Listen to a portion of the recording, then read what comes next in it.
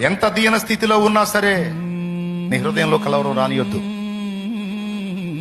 నా తండ్రి నిన్ను దర్శించిన దాకా, నీ లైఫ్ లో జోక్యం చేసుకున్న దాకంతే. ఆయన జోక్యం చేసుకున్నాడు. నేను ఎగతాళి చేసిన వాళ్ళందరి ముందు వాళ్ళకి అందకుండా అందని కృపలో నిన్ను దాస్తాడు. నమ్ముతున్నావా? ధైర్యం తెచ్చుకో, నిబ్రం కలిగి ఉండో, అదే ఆలోచన కలిగి ఉండో. నా తండ్రి కింగ్ ఆఫ్ కింగ్స్, రాజుల రాజు. నాకు చింత లేదు. ఖచ్చితంగా నా లైఫ్ లో జోక్యం చేసుకుంటాడు.